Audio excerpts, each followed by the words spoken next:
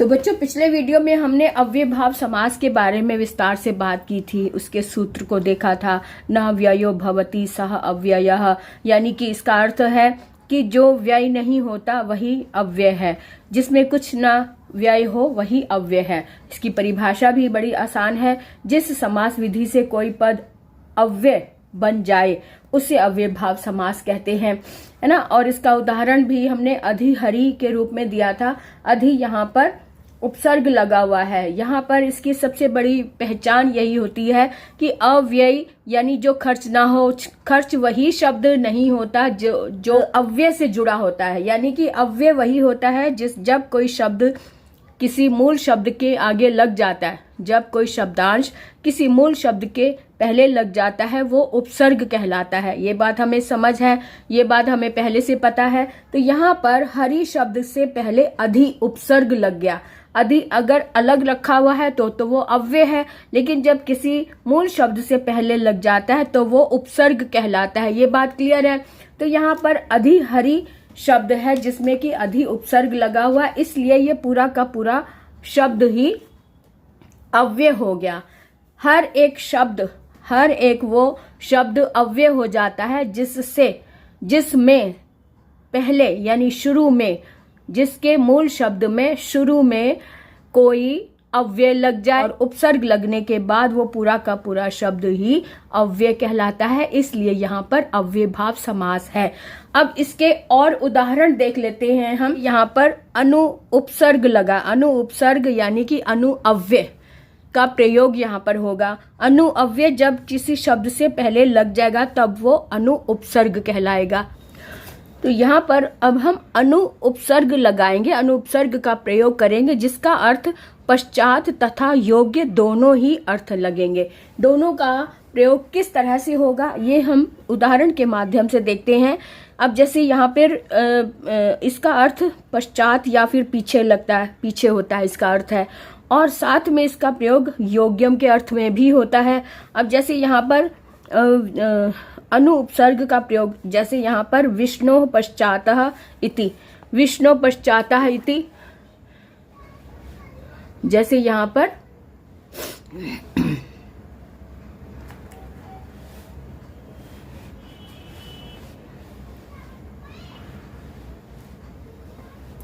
अब जैसे यहाँ पर विष्णु पश्चातः इति, यानी इसका मतलब है कि विष्णु के पीछे। और इसके साथ में इसका अगर हम शब्द बनाए, इसका समस्त पद बनेगा, वो बनेगा अनुविष्णु, है ना। अनुविष्णु शब्द बना, इसका मतलब है विष्णु के पीछे या विष्णु के पश्चात, यानी अनुकरण करने का अर्थ यहाँ पर आ रहा है, यानी फॉलो करना। जैसे हम किसी को, बड़े व्यक्ति को फॉलो करते हैं तो वो अनु का मतलब पीछा करना या फिर अनुकरण करना, किसी की नकल करना, इसका अर्थ ये बनता है। इसके और उदाहरण देखें। रथा नाम पश्चात इति अनुरथम। अब इसका विग्रह रूप ये बन रहा है, रथा नाम पश्चात इति, रथ के पीछे।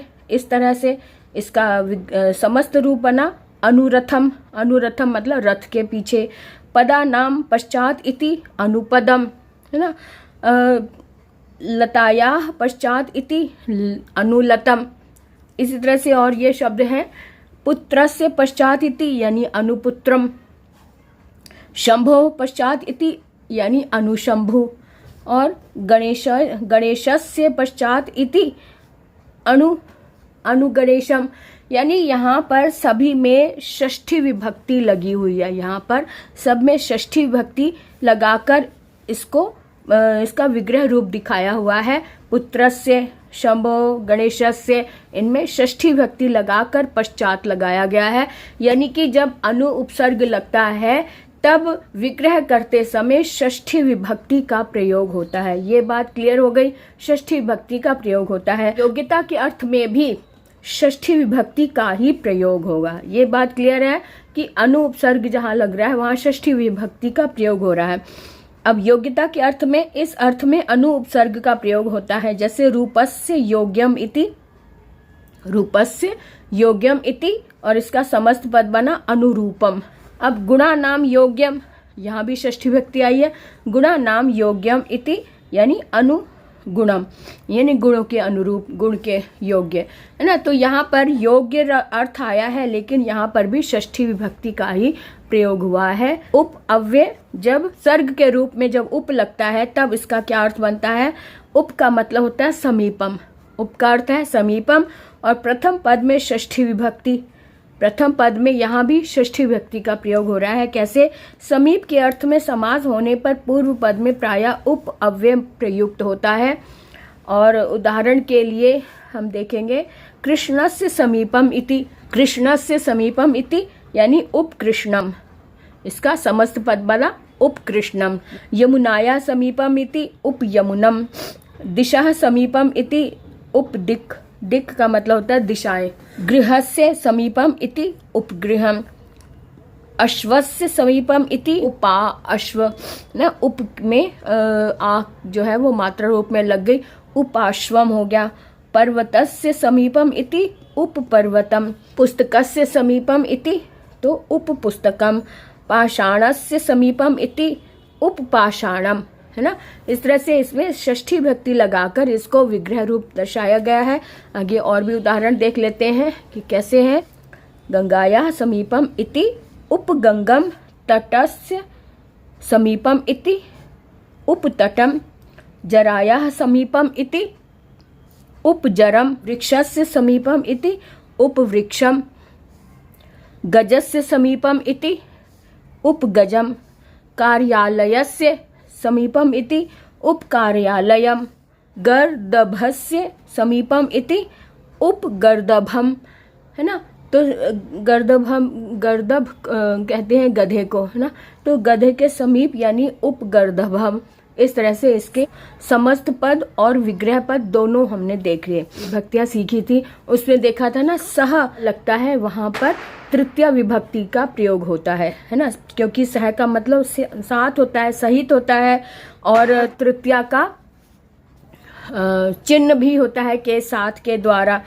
सहित के अर्थ में होने पर पूर्व पद में प्रायः स अव्यय प्रयुक्त होता है, जैसे सचरित्रम यानी चित्रेण सहितम, यहाँ पे तृतीय विभक्ति आ गई। चित्रेण सहितम, समित्रम मित्रेण सहितम, सशरीरम शरीरेण सहितम, शास्त्रम यानी अस्त्रेण सहितम।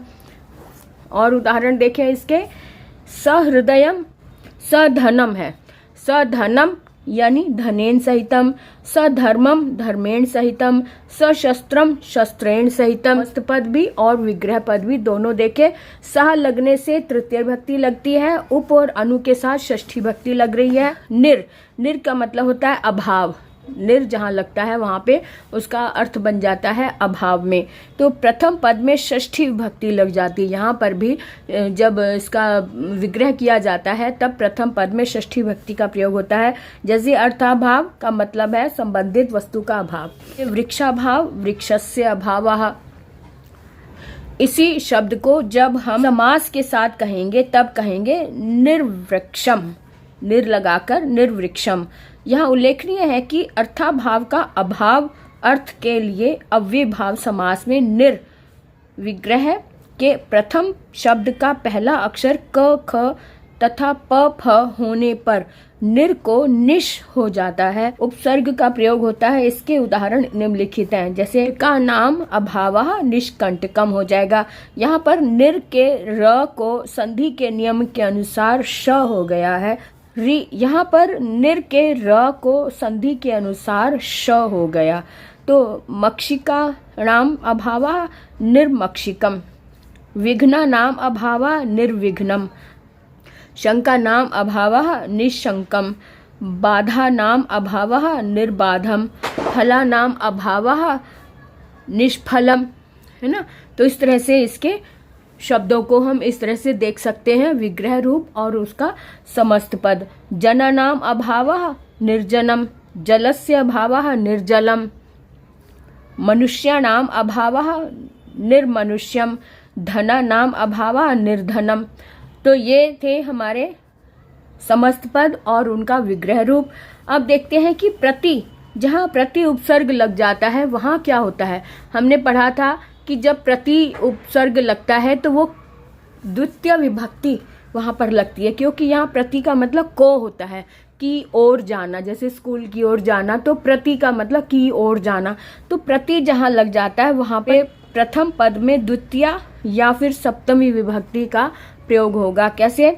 दिनम दिनम इति दिने दिने यानी प्रतिदिनम, पादम पादम इति पादे पादे यानी प्रतिपादम, मासम मासम इति मासे मासे यानी प्रतिमासम, है ना। स्थानम स्थानम इति स्थाने स्थाने, अब प्रतिस्थानम, क्योंकि हर एक में, क्योंकि अव्ययभाव समास की परिभाषा क्या है, जहाँ पूर्व पद यानी पहला पद जो है वो उपसर्ग लगा होता है। यहाँ पे प्रति उपसर्ग लगा है, यहाँ निर उपसर्ग लगा हुआ है, उधर अनु लगा था, है ना। इसी तरह से कहीं ना कहीं ये प्रथम भाग जो होता है, पूर्व रूप जो होता है, वो उपसर्ग के साथ आता है, इसलिए इन शब्दों को हम कहेंगे यहाँ पर अव्ययभाव समास है। आगे देखें, स्थानम स्थानम इति स्थाने स्थाने प्रतिस्थानम, अह अह इति अहनि अहनि यानी प्रत्यहम, अर्थम अर्थम प्रति अर्थे अर्थे इति यानी प्रत्यर्थम, गृहम गृहम इति ग्रहे ग्रहे प्रतिग्रहम, भोजनम भोजनम इति भोजने भोजने प्रतिभोजनम, दिक् दिक् इति दिशि दिशि दिशि प्रतिदिशम।